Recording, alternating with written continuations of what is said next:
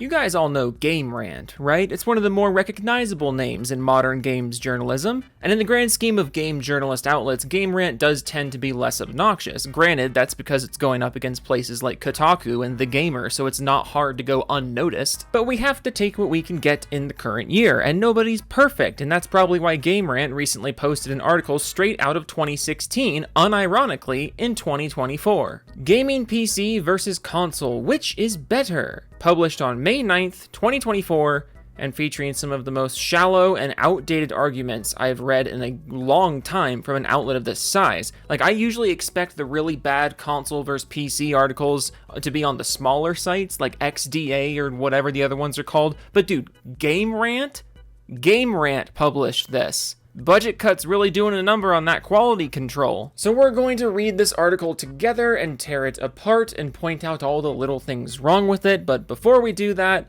let me do a little plug-in, so skip ahead like 30-40 seconds if you don't want to hear myself shilling. 4D Gaming. They make really nice gaming mouse pads, and you can use code Joe for a discount at checkout. Glitch Energy. It's like G Fuel, but better. Like, it's literally just G Fuel, but better, but also you can use code Joe there for a discount as well. Curbside Anthem. It's the punk band that I'm in. You can search Curbside Anthem on Spotify or Apple Music or wherever else, or you can just look up the Curbside Anthem YouTube channel for all the music and rehearsal and live videos we have. Link is in the description to that, and also link in the description if you would like to donate directly to the channel. Absolutely not required or expected, but very much appreciated for those of you who like to fling sacks of cash at my head and break my neck. But with all of those out of the way, let's pour ourselves a little drinky and dive into this nonsense article. But actually, we're going to start a little differently, because this article has something I wasn't expecting. Down at the very bottom, after the conclusion of the actual article, is an FAQ section.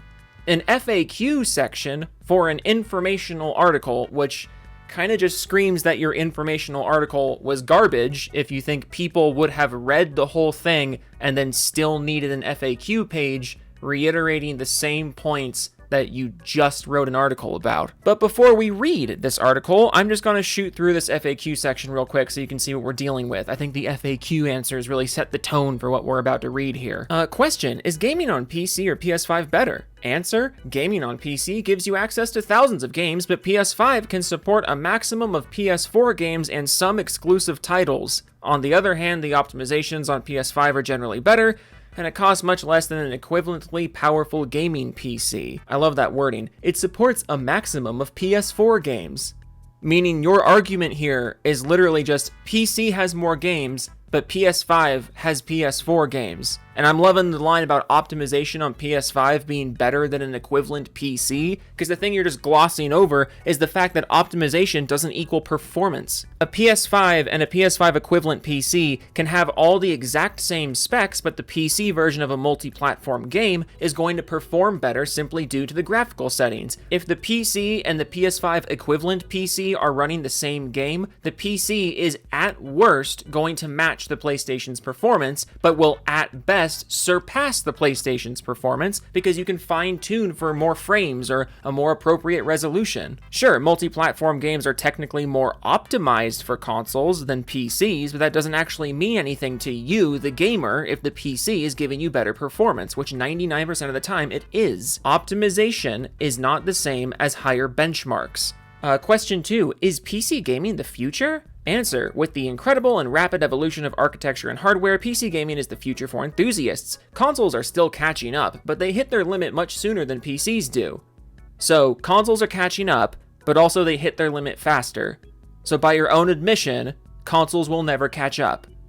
Little weird to just admit that in a pro-console article, but I don't think you actually realize that you admitted that, so yikes. One more question, I like this one. Will a PC last longer than a console? Answer, it depends on the configuration of the PC. If it uses entry-level hardware, it is more likely going to need an upgrade soon. Consoles, however, can last up to a decade without needing any upgrade, since every game is optimized properly for the hardware. Ah yes, consoles don't need upgrades. It's not that you don't have access to upgrades, it's that you don't need upgrades, even though in the previous question, you said consoles hit their limit faster than PCs. You don't need upgrades because the console is on the market for up to a decade, which apparently just inherently means performance is awesome for that whole decade due to the optimization, right? Even though that's not even true, and even though you literally just said that consoles hit their limit faster than PCs. We're going to immediately spin that and say consoles last longer. The simple fact that consoles exist for as long as they do is all the evidence you need that it's actually a better long-term investment. I mean, fuck, there's PC tech that came out way before the PS5, and that is objectively more powerful than the PS5. But according to you, that doesn't matter because consoles have better optimization and are on the market for a decade at a time, so a console actually lasts longer than a PC. Holy shit, people still actually think like this. But now, with the background established, what do you say we scroll up to the top of this article and dive in from the beginning, shall we? So make sure your flasks are full, make sure your edibles are consumed and kicking in very soon, and let's begin. So, up to the top, gaming PC versus console, which is better? And reminder, as we go through this, that this was published on May 9th of this year. It's not even 4 months old. It was the PS4 and Xbox One that sparked a fierce debate between the gaming PC and consoles to the point that, for the first time, it looked like going with gaming consoles might be a wiser decision. Which is funny because I and a ton of other people switched to PC during the Xbox One PS4 generation in direct response to the Xbox One PS4 performance. But I guess we won't talk about that. More than a decade has passed and the debate couldn't be more relevant than ever. Console manufacturers are trying their best to compete with gaming PCs, since the latter has no apparent limits on performance but can be incredibly pricey. I love that framing. Consoles are doing their best to compete with gaming PCs. Gaming PCs are not competing back.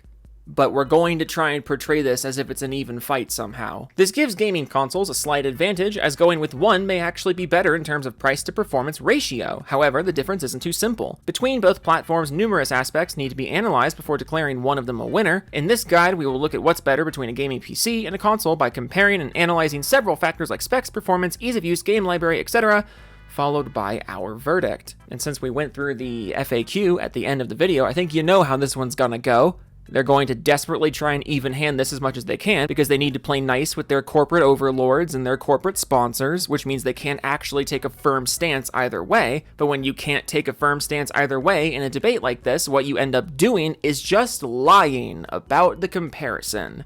So this will be fun. Specifications. Specifications of a gaming PC and a console can't be compared directly. Now watch us do it. They are far apart in how they are designed, but gaming consoles share the architectures of CPUs and GPUs from the mainstream desktop parts. Let's dive deep into the hardware of both to see which one is better. So we literally just said we can't compare them directly, but now we're going to deep dive into comparing them directly. I love this. You weren't desperate to pad the article at all. But he's right about one thing. It is foolish to directly compare a gaming PC and a gaming console from, spec to spec, because that's not what you're paying for.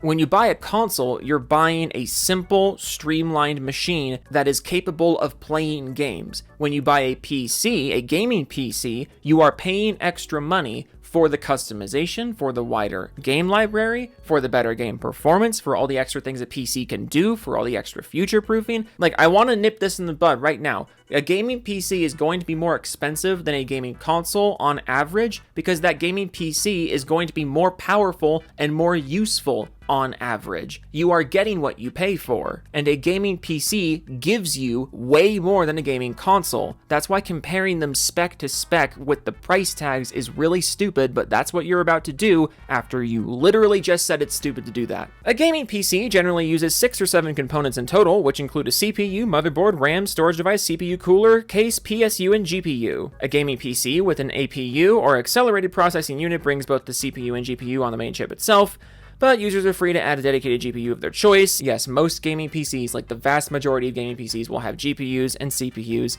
APUs not so much. APUs were like the bread and butter of consoles for the longest time, so little strange that you're bringing up APUs in reference to PCs and not consoles, but I guess we'll move past that. Each component has its own particular interface, which consists of a set of pins that go only one way on the headers and slots present on a desktop motherboard.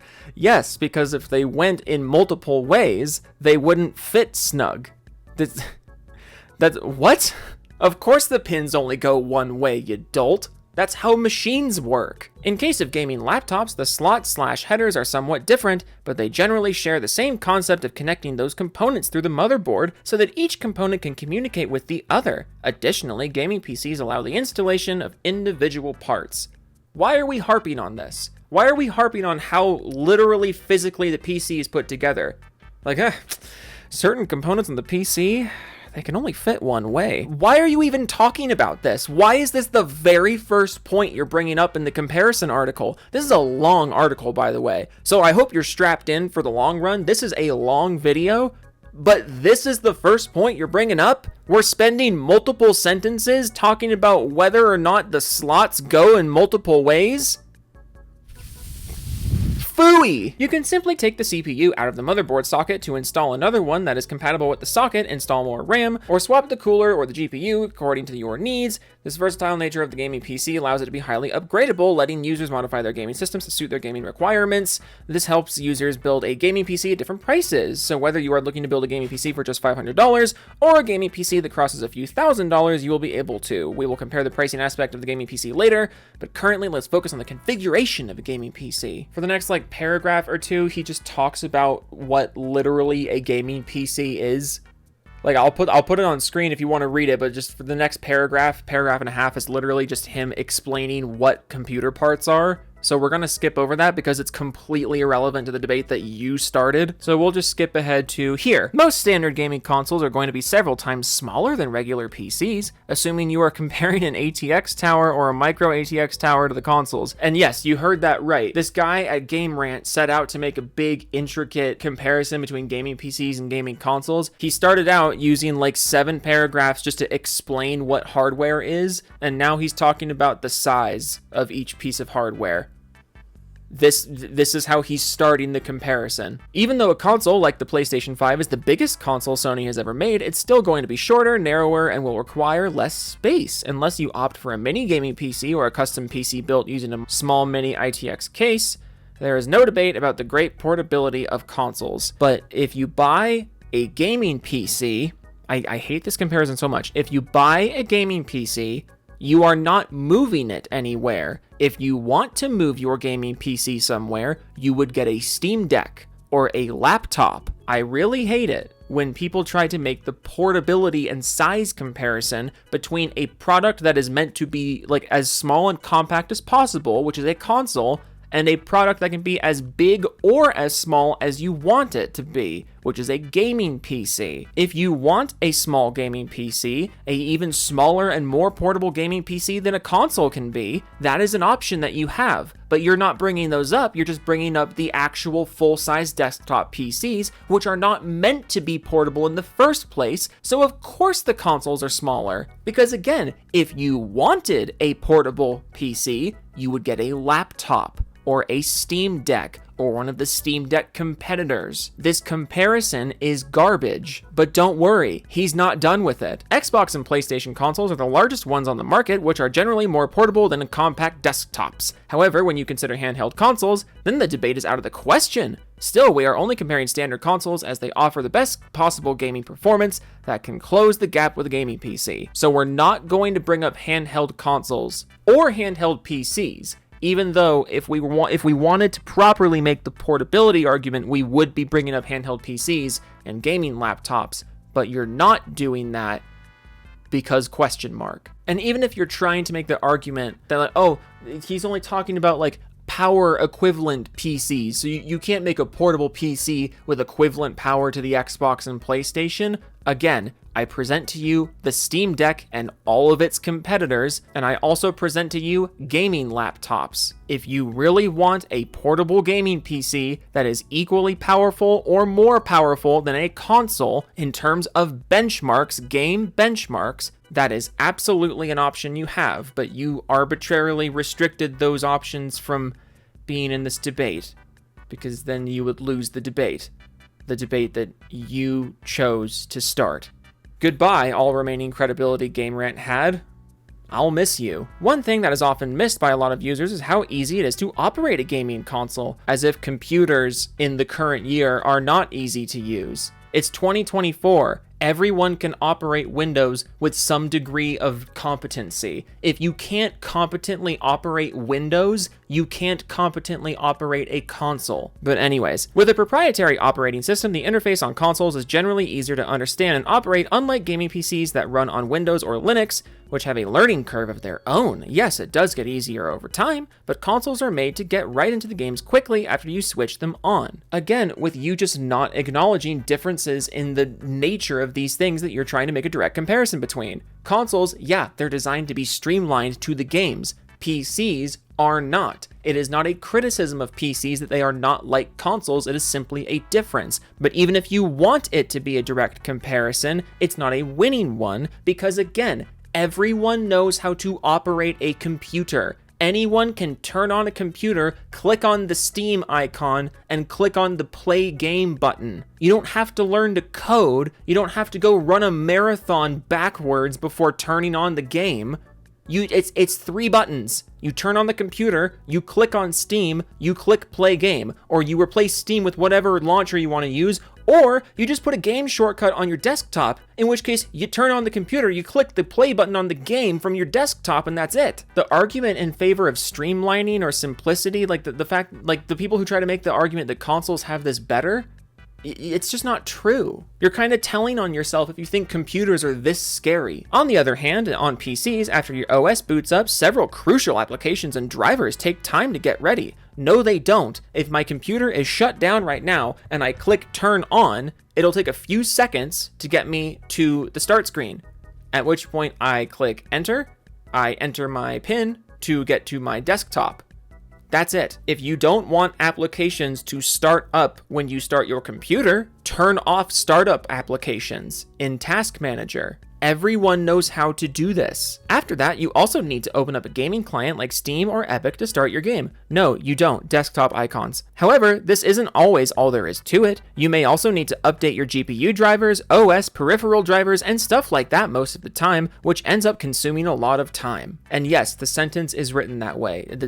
I didn't stumble my words there. The sentence actually goes, stuff like that most of the time, which ends up consuming a lot of time. GameRant, by the way, this dude was paid to write this. Listen, if you don't want to update your drivers, and we're talking the drivers that don't just update in the background on their own, which is most drivers on your computer, but if we're talking like the fancy drivers, like the NVIDIA GPU GeForce drivers, that takes maybe 5 minutes, maybe every couple months. And if you don't want the new drivers, just don't download them. You're presenting it as a giant inconvenience or a giant problem with the platform when it is, at most, 5 minutes of your time every once in a while, and it will make the experience better. Compare this to the system updates and game updates on consoles, which take exponentially more time and are not optional. What is it with you and creating these really, really bad losing comparisons that no one was even asking you to make? Moreover, with conflicting drivers and programs, a lot of times the games end up freezing or crashing, which may require you to dive into troubleshooting, which can take anywhere from a few minutes to several hours depending on how serious the bug is. It's not that consoles don't face such problems, but they are significantly less frequent than what you encounter on a gaming PC. You heard it here. Because of the conflicting drivers and programs, games freeze and crash a lot of times, and it can take several hours to fix them because of, quote, conflicting drivers and programs. You have no idea what you're talking about, and it's very, very obvious. It is extremely rare that updating a driver actually causes technical problems. And if it does cause technical problems, if this is one of the very rare situations where that's happening, go back to the old driver. Or if you're worried about a driver breaking your computer, just don't download it when it comes out, wait a day or two to see what other people say, and then download it. You have agency. I love when console dudes do this, because you can tell this guy's a console dude. But console dudes are used to updates just being forced upon them. They're used to updates being completely mandatory. So when you're faced with an update that is not mandatory, you just don't know what to do with yourself. It's like basic problem solving you're completely incapable of because your gaming platform just shoves the content in your face regardless of whether or not you want it. And ironically, all the while is reducing the amount of content you actually have access to compared to a gaming PC. Like, not only do consoles not have nearly as much content for gaming as PCs do, but they also force some of this content upon you to the point that you just don't even know what to do with the fact that other platforms don't do this. Both gaming consoles and gaming PCs have their own exclusive titles for the users. The game library for gaming PCs far exceeds all the games combined on all the consoles. PC clearly has a big edge over consoles here, but let's not forget that consoles have some of the best exclusives a lot of PC users yearn for, including Spider-Man 2, that's awkward, Last of Us Part 2, that's awkward, Rise of the Ronin, and several others in the making. Yes, all of those games are coming to PC one way or another. In the case of Spider-Man 2, it actually already is on PC. Lol. But it's not all about exclusives. It's about games. Again, you can tell this guy's a console dude because he just cannot look at anything other than the way that console companies have told him to look at things. It's not all about exclusives. You said it yourself that we have way more games over here. We have way more games than the console will ever have. So if we're waiting for a console exclusive game to come to our platform, we're not going to be bored, because we have way more shit to do than you. PC gamers don't care about waiting for console exclusive games, because we have way more games to play in the meantime. Some of the console exclusives have made it to the PC, like Uncharted Legacy of Thieves, Spider-Man Miles Morales, and Last of Us Part 1, but these took several years before they were optimized for the PC. I like how you don't mention the other PlayStation exclusive games that went to PC much quicker than those and that were optimized very well for the PC. That would be too hard to talk about that, I guess. This is because optimizing the games for the PC is much more difficult than optimizing them for a particular console. Developers have to take care of the wide hardware compatibility, where every GPU, every CPU, every graphical preset, and every GPU driver needs to work in harmony to achieve better performance. Yes, like I said earlier, this is why they do not optimize PC games as strenuously as console games. They don't do that because they don't have to, because things like DirectX exist. Because on the PC, you don't have to optimize the game so meticulously and so specifically, because we can fine-tune the game to the performance that we want. We don't need the game to be so meticulously optimized like the consoles do, because by giving us the graphical settings, developers let us more or less do the optimization on our own without their help. I know it's not that simple, but just for the sake of simplifying the language, that is basically what graphical presets do. You optimize the game for your own liking. And when people make this argument, they're really just exposing how little they understand about game development. If every single game had to be optimized for every single possible PC gaming hardware setup, if that was actually what was happening, games on PC would never come out, ever. It's almost like that's not how PC game development works. PC games don't have to be specifically optimized for every possible hardware configuration. That's ridiculous. On the other hand, consoles do not suffer from bad optimization and can run fairly smoothly despite having inferior hardware. Oh, consoles don't suffer from bad optimization. Okay, I made up Redfall. Redfall was made up in my brain. So was Starfield. Starfield was made up in my brain. And so was Forspoken. Forspoken was made up. Final Fantasy 16, I made that one up too. There's no such thing as a poorly optimized console game. There's no such thing. Even though bad optimization is not common in every game, a lot of recent titles have shown that developers may hurry up the release before actually fixing the bugs for the PC. And the console as well. You're telling me that developers launch buggy games on the PC with the intention of fixing them later and they don't do that on console? Is that actually the argument you're trying to make? Also, see above point about graphical settings. If a game comes out buggy and unoptimized on the console, you just have to fucking deal with it. If it comes out buggy and unoptimized on the PC, I can change graphical settings. I can get mods. I can do something about it. You cannot. Another reason why the optimization argument is just a bad one. You don't understand how PCs work. Stop acting like you do. On the other hand, there are a plethora of AAA titles available for the PC, not available for the consoles in general. They might take some time before ending up on a console or two, but then we also have tons of indie games for PC, of which only a few make it to the consoles. I love how long you waited to bring that up. I love it. I love how long that took you. We're being real honest here. Online multiplayer gaming is another important factor when choosing between the two platforms. Here, the PC is substantially superior by providing free of cost multiplayer gaming and has a significant player base of popular online games. Let's get to the most important deciding factor, i.e. the price. We've already seen how gaming PCs can be several times faster than the fastest available gaming console today, but it's crucial to note here that even the most powerful gaming consoles don't cost over $500. Oh, gaming consoles don't cost over $500. That's news to me. Consider the prices of Xbox Series X and PS5. Both cost $500 and may come bundled with a free game. To compare those consoles to a $3,000 gaming PC is unfair and doesn't make the latter a winner. So not only are consoles only $500 always, but also we're whipping out the $3,000 PC point, as if a $3,000 PC is at all the norm for PC pricing. $3,000.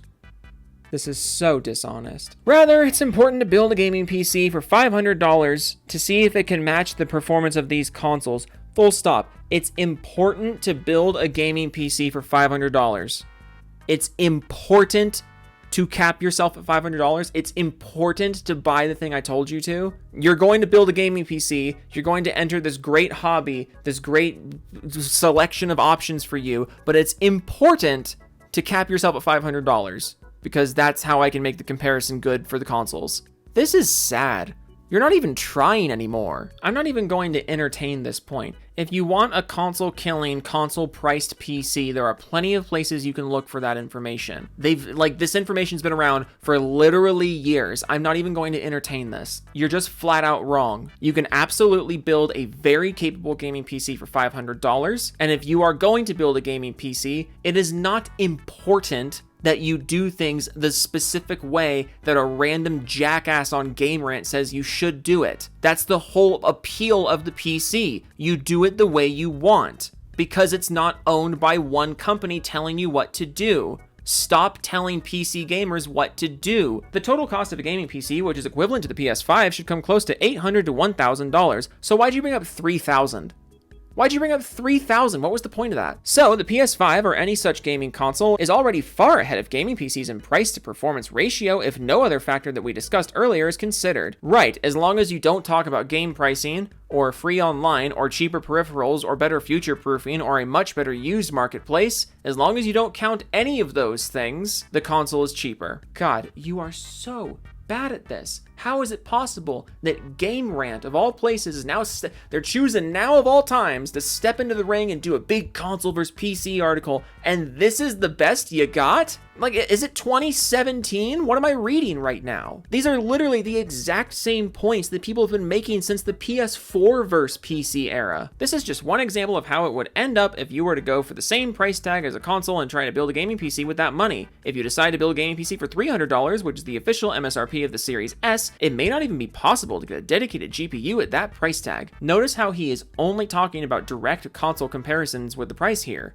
He literally is refusing to talk about anything else. And if you think I'm kidding, here's the last two paragraphs of the article. He just went on and on and on about the direct hardware price comparison, not a peep about game pricing. There was literally one mention of the fact that you don't pay to play your games online. There is no mention of peripherals. There is no mention of future-proofing. There is no mention of the fact that if you go buy a new piece of hardware, you can sell the hardware you already had to get a pretty fat discount on whatever you're paying for. Like, this is so pathetic. But here's the last two paragraphs of the article, just to really bring this home. There is no doubt or question about how fast gaming PCs are evolving in the current times, and with powerful GPUs like RTX 4090, because Nvidia is the only GPU manufacturer that matters, obviously you're a journalist. It is becoming more and more difficult for the consoles to catch up to the performance of gaming PCs. The vast gaming library, the price tag of which I will not discuss, access to various apps for productivity, the pricing of which, again, I will not discuss, the ease of upgradability, which I will not offer any actual details on, I'll just tell you it exists and then that's it, and the superior hardware will always keep the gaming PC ahead of gaming consoles.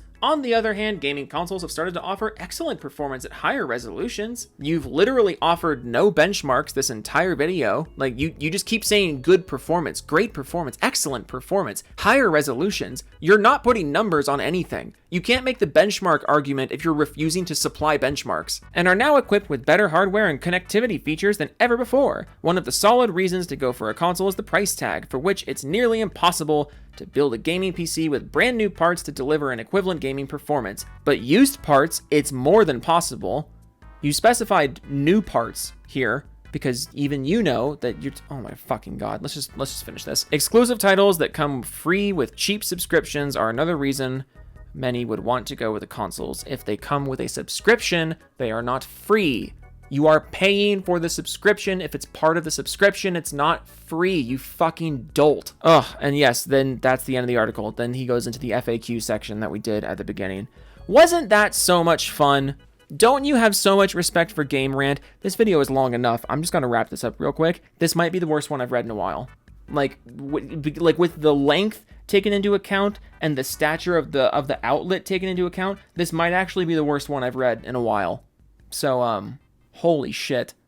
Remember to unsubscribe to GameRant because, wow, not even the inoffensive outlets are safe anymore. Shit. All right. Toodles.